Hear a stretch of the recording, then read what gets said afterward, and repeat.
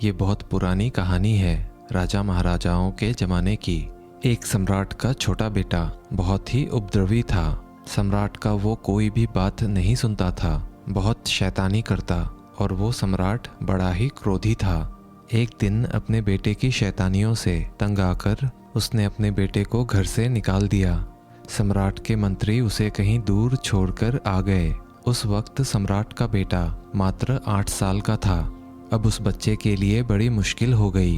अब राजा का बेटा अगर राजा ना रह जाए तो उसे और कोई कला तो आती ही नहीं है सिवाय भीख मांगने के। वो उतनी छोटी सी उम्र में भीख मांगने लगा और करता भी क्या, छोटा बच्चा था वो।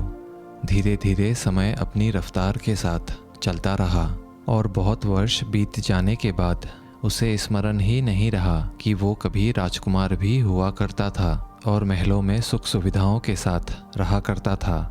याद रहना भी दुखदाई था, इस बात को भूल जाना ही अच्छा था, वरना दर दर की ठोकरें खाना, गिरगिराना, भीख मांगना, लोगों की धुतकार सहना, ये सब उस बच्चे के लिए सहना बहुत ही मुश्किल हो जाता अगर वो ये याद रखता कि मैं एक राजकुमार हूँ।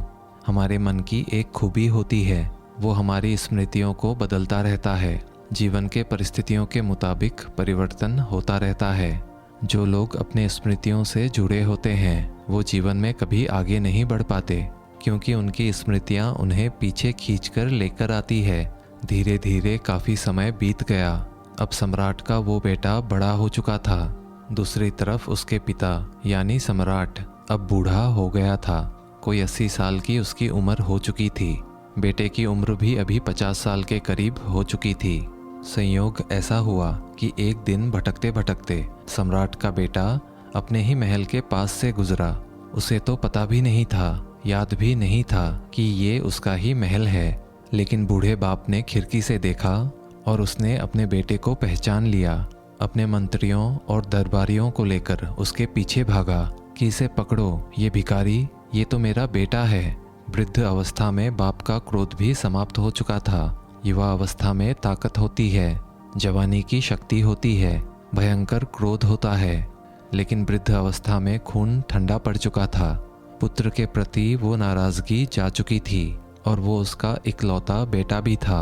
इस राज्य का उत्तराधिकारी था और बाप अब बूढ़ा हो चुका था। मरने के दिन करीब आ चुके थे। उसने अपने बेटे को बहुत ढूंढा था, लेकिन वो कहीं पर भी नहीं मिला था। संयोग की बात थी कि वो महल के पास से भीख मांगकर निकल रहा था। सम्राट उसके पीछे अपने दरबारियों के साथ भागा, लेकिन ये देखकर वो भिखारी घबरा गया। वो भी बहुत जोर से भागा। सारी जिंदगी में इतनी तेजी से कभी नहीं भागा होगा। उसे लगा कि पता नहीं क्या मुसीबत हो गई। शायद महल के सामने भीख मांगना बहुत बड़ा गुनाह है, इसीलिए ये मुझे पकड़कर सजा देने की कोशिश कर रहे हैं। क्या पता यहाँ का कानून ऐसा ही हो। बेचारा जान बचाकर भागा और ये लोग उसको पकड़ नहीं पाए। उस सम्राट के मुख्यमंत्री ने कहा कि महाराज, शायद उसे स्मरण नहीं है कि आप उसके पिता हैं और वो आपका पुत्र है। वो समझ रहा है कि हम उसको सजा देंगे, इसीलिए वो भाग गया। इसका मतलब उसे बिल्कुल नहीं पता। अब कुछ उपाय करना होगा। उसे कैसे बताएं कि वो राजपुत्र है, इस राज्य का उत्तराधिकारी है।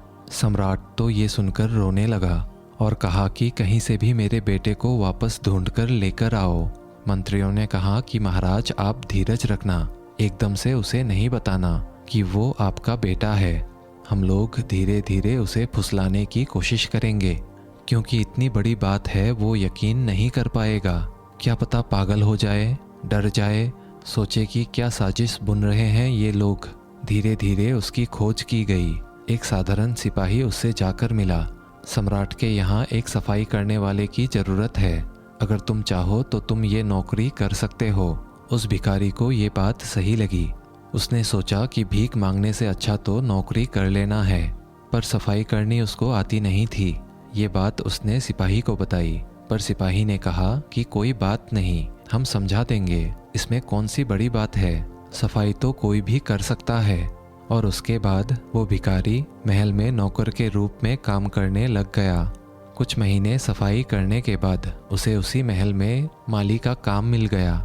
वरिष्ठ माली ने उसे सब कुछ सिखा दिया कि ऐसा करना है, पौधों में ऐसे पानी देना है, कटाई कैसे करनी है पौधों की। और अब उस भिखारी का अपने ऊपर विश्वास बढ़ने लगा था कि मैं राजमहल के बगीचे का माली हूँ। भीतर कुछ गरिमा भी पैदा हुई, कुछ आत्मसम्मान पैदा हुआ। कुछ दिनों बाद उसे दरबार का कार्य दे दिया गया। अब तो कभी सम्राट बगीचे में घूमते हुए मुस्कुराकर उसकी तरफ देखते उसे बहुत अच्छा लगता। कभी कभी सम्राट उसकी पीठ भी थपथपा देते कि तुम बहुत अच्छा काम कर रहे हो। तब तो कहना ही क्या, वो फूला नहीं समाता। 2 महीने बाद उसको मुख्य दरबान बना दिया गया, महल के खजाने का दरबान। अब तो उसकी शान बहुत बढ़ गई थी। धीरे धीरे कदम दर कदम उसे फुसलाने की कोशिश की जा रही थी। वो खजाने का दरबान बन गया, वहाँ की चाबी उसके पास ही रहने लगी। अब अपनी ही नज़र में खुद का आदर बढ़ने लगा था। उसे लगा कि मेरी कुछ योग्यता तो है, कुछ तो है मुझ में, जो मुझे इस खजाने का खजांची बना दिया गया है। फिर एक दिन उसे मंत्रिमंडल में शामिल कर लिया गया।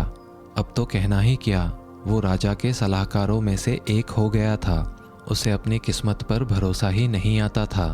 और एक दिन प्रधानमंत्री ने कहा कि मैं बहुत बूढ़ा हो गया हूँ, मेरी उम्र हो गई है और हिंदू धर्म के प्रथा के अनुसार मैं ये पद छोड़ना चाहता हूँ और संन्यास्त होना चाहता हूँ, और मैं अपनी जगह इस योग्य उम्मीदवार को प्रधानमंत्री बनाने का सिफारिश करता हूँ।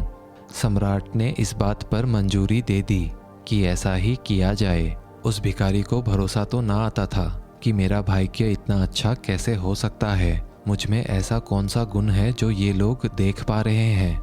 कभी कभी शक भी होता था, लगता था कि ज़रूर मैं कोई गुणवान आदमी हूँ, तभी तो मुझे प्रधानमंत्री बना दिया गया। अब तो राजा के पास आना जाना काफ़ी बार होता था। एक दिन में 2-4 बार कुछ सलाह मशवरा करना होता और राजा बड़े सम्मान के साथ उसके सामने पेश आते थे। राजमहल के सभी लोग उसे बड़ा प्रेम और सम्मान देते थे। एक दिन सम्राट ने उससे कहा कि मेरा कोई बेटा नहीं है और तुम मुझे मेरे पुत्र जैसे लगते हो और मैं तुम्हें अपने राज्य का उत्तराधिकारी बनाना चाहता हूँ। तुम्हारे नाम वसीयत लिखना चाहता हूँ। सोचो उस भूतपूर्व भिखारी पर क्या गुजरी होगी इस बात की। कहाँ 2-2 पैसे के लिए, सूखी रोटी के लिए भीख मांगता फिरता था और आज सम्राट बनने का मौका मिल गया था। और फिर एक दिन सम्राट ने उससे कहा कि अब मौका आ गया है और अब मैं भी आध्यात्म में डूबना चाहता हूँ, अब तुम राजपाट संभालो। उस दिन से वो भिखारी राज्य का सम्राट बन गया। एक दिन पुराने सम्राट ने उसे अपने पास बुलाकर कहा कि अब मैं तुम्हें सच बता देता हूँ, तुम वास्तव में मेरे ही पुत्र हो, तुम ही इस राजगद्दी के अधिकारी हो। लेकिन एकदम से तुम्हें ये बात कहते तो तुम्हें ये बात हजम नहीं होती, इसीलिए ये 1.5 साल का समय खर्च हुआ। ये बात हम पहले दिन भी कह सकते थे, लेकिन तुम तो ऐसे बच के भागे थे जैसे हम तुम्हें कोई सजा देने वाले हों। उस दिन हम तुम्हारे पीछे तुम्हें बुलाने के लिए भागे थे, इस राजगद्दी पर बिठाने के लिए तुम्हारे पीछे भागे थे। उस युवक ने कहा कि आपने अच्छा ही किया। उस दिन तो मैं समझ भी नहीं सकता था, मैं तो सब भूल भाल गया था, मुझे कुछ भी याद नहीं था। आज आप कह रहे हैं तो हल्की हल्की स्मृति आती है। राजमहल के दीवारों को देखकर, दरवाजे खिड़की देखकर लगता है कि पहले भी कभी देखे हुए हैं। साफ साफ नहीं पर धुंधली धुंधली स्मृति आती है। जब वो युवा सम्राट बन गया, गद्दी पर बैठ गया, सम्राट घोषित हो गया, इसके बाद भी उसको रात को कभी कभी सपने आते थे। वो अपने सपनों में भीख मांगने लगता था। लंबे समय तक, कोई 4-5 दशक उसने इसी तरह अपना जीवन जिया था। दिन में तो सम्राट हो जाता, रात में फिर वो अपने सपनों में भिखारी बन जाता। डरावने सपने आते उसे कि कहीं भीख मांग रहा है और किसी ने उसे धक्का मारकर वहाँ से भगा दिया, धुतकार दिया, अपमानजनक शब्द कहे, बीमार है और इलाज के लिए पैसे नहीं हैं, बरसात हो रही है और सर छुपाने के लिए कोई छत नहीं है। बड़ी तकलीफ़ों के दिन याद आते उसे अपने सपनों में। दिन में सम्राट हो जाता था। चेतन मन तो उसका मान गया कि मैं सम्राट हूँ। वो भी 1.5 साल में माना था, धीरे धीरे एक तरकीब से माना था। नहीं तो उस चेतन मन को मनाना भी बड़ा मुश्किल था। लेकिन अवचेतन मन पिछले 50 सालों का, वो कैसे माने। वहाँ जो रेखाएं खिंची थी, जो स्मृति वहाँ पड़ी थी, वो बहुत प्रगाढ़ थी। अपने बेटे की ये हालत देखकर उसके बूढ़े पिता ने एक इंतज़ाम किया। एक सन्यासी को बुलाया और उसको बताया कि समस्या क्या है।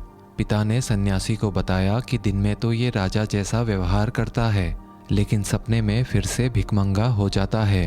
रात भर ये दुखदाई सपने देखता रहता है। इसके जीवन की कहानी 2 हिस्सों में बट गई है। उस सन्यासी ने कहा कि थोड़े से सम्मोहन के प्रयोग इसके ऊपर करने होंगे।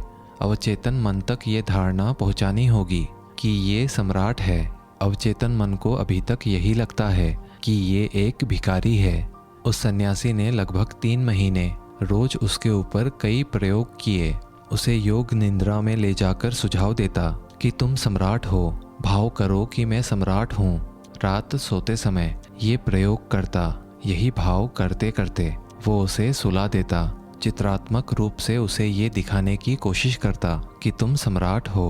विशेषकर रात को सोते समय वो ये प्रयोग करता था। धीरे धीरे उसके अंदर ये धारणा बैठती गई और सम्राट होने की धारणा भिखमंगे होने से ज़्यादा मजबूत हो गई। कोई 2-3 महीने का समय लगा, तब जाकर अवचेतन मन के वो बुरे सपने समाप्त हो गए। दोस्तों, आपको ये कहानी सुनने में विचित्र लगेगी, लेकिन हम सबकी जीवन की यही कहानी है। हम सब परमात्मा स्वरूप हैं। हमारी आत्मा स्वयं ब्रह्म है, लेकिन हम भूल गए हैं और लंबे समय तक भूलने की अवस्था में रहने से एक साधारण इंसान अपने आप को समझने लगे हैं। आज तुम्हें कोई कहे कि तुम ही परमात्मा हो तो स्वीकार करना मुश्किल हो जाएगा।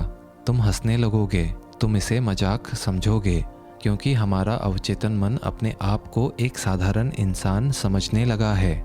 हमारा चेतन मन तो जानता है कि कण कण में परमात्मा बसते हैं, हर आत्मा ब्रह्म स्वरूप है।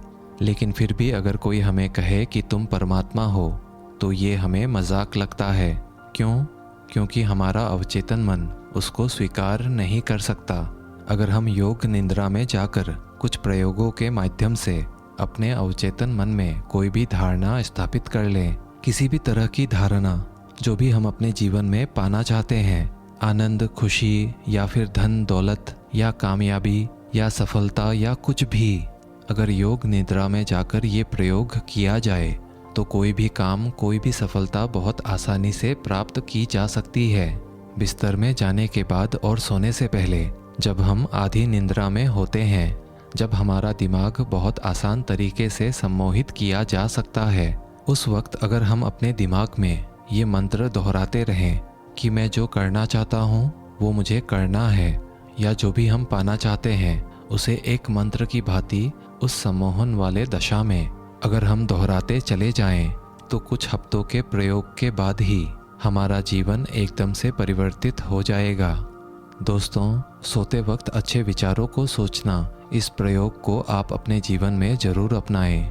और अगर अवचेतन मन के बारे में आपको और भी जानकारी लेनी है तो अगली वीडियो ज़रूर देखें। दोस्तों, कहानी आपको कैसी लगी हमें कमेंट करके ज़रूर बताइएगा। वीडियो अगर अच्छी लगी हो तो इसे एक लाइक और चैनल को सब्सक्राइब कर ही लीजिएगा। मिलते हैं अगले वीडियो में, तब तक के लिए धन्यवाद।